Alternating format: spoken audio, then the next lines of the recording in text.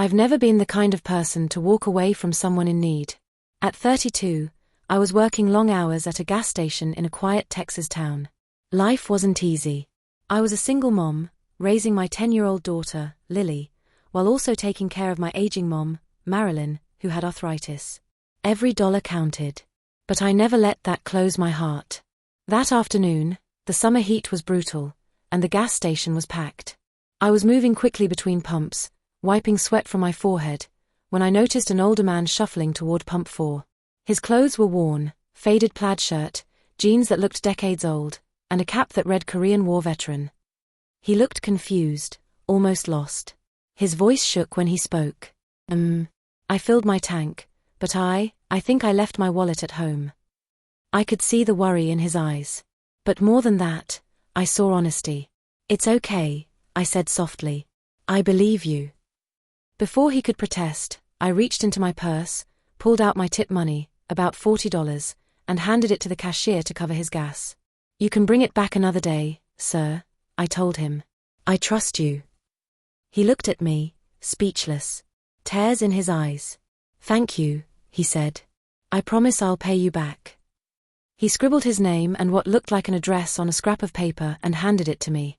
It was all he had. Not everyone was so moved. One of the younger employees rolled his eyes. You really believe that story, he said. He's probably running that trick all over town. Another one laughed, calling him a classic con artist. I heard it all, but I didn't say anything back. Instead, I walked over to the man, placed a hand on his shoulder, and said, Don't listen to them. I believe you. That's what matters. He nodded quietly and drove away. I had no idea that this one act of kindness would turn my life upside down. The rest of my shift was a blur. Whispers followed me. People stared. I didn't regret helping him, but I felt the weight of their judgment. At closing time, my manager, Mr. Dalton, always with a clipboard and a permanent scowl, called me into his office. Jessica, I need a word. My heart sank. The office smelled like burnt coffee. He folded his hands and looked me dead in the eye. I got a report. One of your co-workers said you took cash from the drawer. My eyes widened. That's not true, sir. I used my own money. An elderly man forgot his wallet. I didn't want to embarrass him, so I paid for his gas from my purse. You can check the footage, I added quickly. I never touched the drawer. I did, he said. I saw you hand the cashier money. But there's no way to prove it came from your purse. And even if it did, you know our policy. I clenched my fists in my lap. The policy doesn't say we can't help someone in need. He sighed. Jessica, I get it. You were trying to be kind. But if we make one exception, others will expect it too. I'm sorry, but we have to let you go. Effective immediately. My heart cracked. I've been here over a year. Never missed a shift. Never been late. I know, he said, his voice flat. You've been great. But this is policy. I stood, weak in the knees, went to my locker, grabbed my bag, and walked out. The air felt heavier than ever. The station lights buzzed as I walked to the bus stop, thinking about how the money I'd used on that man's gas was all I had left until my next paycheck, which wasn't coming anymore. Still, as I sat on that bus, I whispered to myself, I'd do it again. Because I still believed in kindness. I got home around 9 p.m. The house was quiet. Mom was crocheting on the couch, her knees resting on a footstool, and Lily was coloring on the floor. Hey. I'm home, I said, forcing a smile. Mom looked up. How was your shift, sweetheart? I sat beside her and took a deep breath.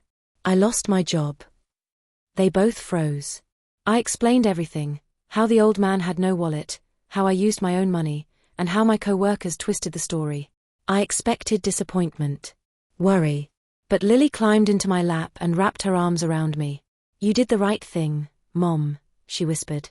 You always tell me to help people. I think that's brave. Mom nodded, her voice rough but firm. You showed more integrity than most people ever will. I'm proud of you. That manager may have let you go, but he lost more than a good employee today. I finally let myself cry. We didn't have much. Bills were overdue. I didn't know how we'd manage. But in that moment, Between my mother's quiet strength and my daughter's belief in me, I didn't feel like a failure. Whatever came next, we'd face it together. The next morning, I woke up early, my mind still clouded with worry. I'd already started listing potential job openings in my head, knowing time wasn't on my side. Every hour without work added more pressure to a budget already stretched thin. I was in the kitchen pouring cereal for Lily when the house phone rang. The old landline barely rang anymore. Most calls came through our cell phones, but something about that sudden ring made my heart skip. I wiped my hands on a towel and picked up the receiver. "Hello?" A calm, gentle voice answered. "Hi, is this Jessica Moore?" "Yes, speaking." "My name is Ethan Carter. I'm the son of Henry, the gentleman you helped at the gas station yesterday." My breath caught for a second. "Oh, I remember. Is he all right?" "He's okay," Ethan replied warmly. "He told me everything. He was emotional when he came home. Couldn't stop talking about the kindness you showed him. I wanted to call you sooner, but I had to track down where you worked. That's when I heard you were let go." I sighed. "Yeah. They thought I took money from the register. I didn't. But rules are rules apparently." "I'm truly sorry to hear that," he said sincerely. "And I want you to know, we haven't forgotten what you did. You didn't just help him, you protected his dignity." I smiled softly, my eyes beginning to sting again. He seemed scared. "I just did what anyone should do." "Would like to come by and repay the money," Ethan said. "My father would feel better knowing he kept his word." "You really don't have to." "I insist," he interrupted gently. "He wrote down your address, and I'll be there later today if that's all right." I hesitated for a moment, then nodded. "That's fine. Thank you, Ethan. Really." When I hung up, my hands trembled just a little. I turned around and found Lily standing quietly in the hallway. "Who was that?" she asked. I knelt down and smiled. "Someone who remembers what kindness looks like." For the first time in 24 hours, I felt a flicker of light through all the weight pressing down on me. Maybe, just maybe, something good was on the way. That afternoon, just as the sun dipped low and poured gold through the blinds, a car pulled up in front of the house. I peeked through the window, heart pounding a little. A man in his 30s stepped out, dressed in a crisp button-down and khakis. He had kind eyes, the kind that looked like they'd seen enough of life to know how rare honesty was. I opened the door before he even knocked. "Ethan." He smiled and nodded. "Jessica. It's good to finally meet you." I introduced him to my mom and Lily, and before I knew it, we were sitting together in the living room, sipping coffee from mismatched mugs. The air felt warm, strange, but in a good way. "I wanted to share something with you," Ethan said as he set his mug down. "Something my father didn't get a chance to explain." I leaned in. "My dad, Henry, he's been struggling with memory loss. About a year now. We just got confirmation from the doctors, early-stage Alzheimer's." My heart dropped. "I'm so sorry." "He still has good days," Ethan said, "but sometimes he forgets where he is, or who he's with. Yesterday, he thought he was coming to visit me. He ended up at your gas station instead. He was scared. But you didn't treat him like he was broken." I sat there, letting his words settle in. "He told me," Ethan continued, "that when you paid for his gas, it wasn't about the money. It was the first time in weeks that someone looked at him with kindness, not pity." I blinked hard, fighting back tears. I just saw a man who needed help. I didn't know anything else. "And that's exactly why I'm here." Ethan leaned forward. "You did something rare. You showed compassion when no one was watching, when there was no reward."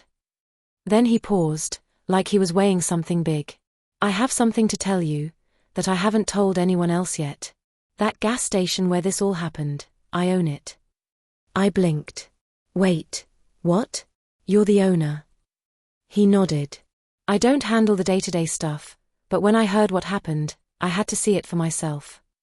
I felt my jaw tighten a little. "Then you know they fired me." "I do. And I believe it was the wrong decision," he said firmly. "Which is why I'd like to offer you a new opportunity. I'm opening a new location on the west side of town.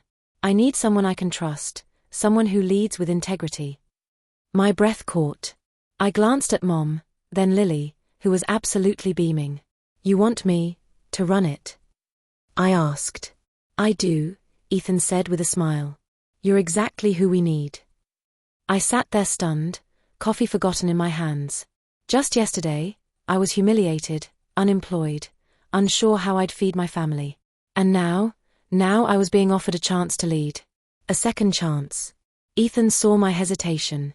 "I know it's a lot," he said. "But I've spent years trying to find people who lead with heart. Most people manage with rules. You led with compassion. That matters." "I'm honored," I said, my voice soft. "But I've never managed anything before." "You won't be alone," Ethan assured me. "I'll train you. You'll have a team. All I ask is that you keep showing up as the person you were yesterday. Strong, compassionate, brave." I looked over at my mom. Her eyes shimmered with pride. "You were meant for more than just surviving, Jess," she said, gently squeezing my hand. Then I looked at Lily, who asked, "Does this mean we'll be okay, Mom?" I laughed softly, the tears this time filled with joy. "I think we just might be." Later that night, after Ethan left, I sat at the kitchen table filling out the paperwork he emailed over. I couldn't stop rereading the line that said position, station manager. Every word reminded me that this change wasn't a lucky break. It was because of who I was, not in spite of it. The next morning, I woke up earlier than usual. But for once, I didn't wake up dreading the day. I felt ready. I pulled on my cleanest blouse, tied my hair back, and looked at myself in the mirror. I didn't see a gas station cashier anymore. I didn't see a woman the world had dismissed. I saw a leader. Training started that day. Ethan introduced me to the staff at the new location, some young, some experienced, all with curious eyes. And for the first time in a long time, I stepped into something new without fear. I greeted the team with the same calm, kind energy I gave to every customer. "I'm not here to be your boss," I told them. "I'm here to work alongside you, and to make sure we treat people right." It didn't happen overnight, but over time, I watched the workplace begin to shift. The air felt lighter. Employees started coming in with less dread and more pride. Customers didn't just stop by for gas anymore, they came back because they felt seen. And me? I still thought about Henry often. I couldn't believe how one man's forgotten wallet had turned my entire life around. Sometimes, kindness doesn't reward right away. Sometimes, it travels quietly through people and time, until one day, it circles back in a way you never saw coming. That act didn't just give me a job. It gave me purpose. Months passed. I settled into my new role with a quiet confidence. I never told anyone the full story of how I ended up managing a gas station. I didn't need to. My actions spoke louder than any explanation. I remembered customers' names. I filled in for employees who had family emergencies. I handled complaints with patience and grace. I wasn't just clocking in for a paycheck, I was building something. Respect. Trust. A space that felt different. Ethan visited every now and then. Sometimes to say hello, sometimes just to check in. Each time he left, I could see it in his eyes. He knew he'd made the right call.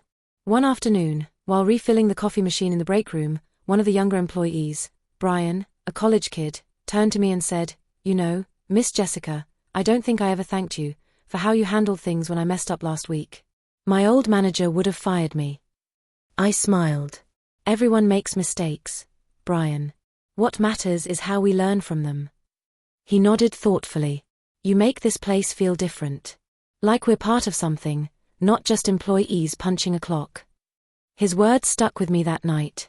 As I walked home under sky scattered with stars, I thought back to that day with Henry. His trembling voice. That cap with Korean War veterans stitched across it. The way his hands shook as he handed me that crumpled note with his address. I could have ignored him, pretended not to see or walked right past. But I didn't. And that one moment, one small act of quiet compassion, was enough to shift the entire direction of my life. I thought of Lily now, proudly telling her friends that her mom was a manager. I thought of my mother, sitting out on the porch every evening with a gentle peace on her face. Yes, I had lost my job that day, but I gained something bigger. A deeper purpose. Proof that doing the right thing isn't a mistake, even when the world makes you pay for it. Sometimes, the best kind of revenge isn't revenge at all. It's rising. It's proving that kindness is strength. That integrity still matters. That character doesn't crumble under consequence. That quiet Sunday morning, I stood outside the gas station I now managed. The sun had barely risen, casting a soft gold across the lot. I held a cup of fresh coffee in my hand, letting the stillness settle over me. Across the way, the pumps stood silent. The world hadn't fully woken up yet. And in that moment, I wasn't just a manager watching over a business. I was a woman who had walked through fire and come out stronger. I remembered Mr. Dalton's cold, flat expression when he fired me. No questions. No curiosity. Just policy. I remembered the smirks and sideways glances from co-workers who mocked me for helping a stranger. But I also remembered Henry. I remembered the way he looked at me, like someone finally saw him. And I remembered the way Ethan looked at me when he said I was the kind of person he wanted leading his new station. I had no idea that my life would change from that one choice. But looking back, I wouldn't undo a thing. Not just because it brought me here, but because it reminded me of something I'll carry forever. Who you are when no one's watching, that's the real you. The world can be harsh. Rules can be rigid. People can be indifferent or even cruel. But character, that's what lasts. I've taught that to Lily. I show it to my team. And I think, without meaning to, I reminded Ethan, a man who used to run everything by spreadsheets, what real leadership actually looks like. I didn't raise my voice. I didn't try to get back at anyone. I let my actions speak. And in doing so, I didn't just build a better future for myself. I became a better version of me. Someone who stands a little taller, and gives others a reason to believe in good people again. You may not see the reward right away. But it comes. One day, in some way, it always comes back. If this story touched you even a little, please don't forget to like, leave a comment, and subscribe. I shared this because sometimes doing the right thing feels like it costs too much. But I want you to know, kindness always comes full circle. Have you ever been in a situation like this? Let me know below. I'd love to hear your story too. Thanks for watching.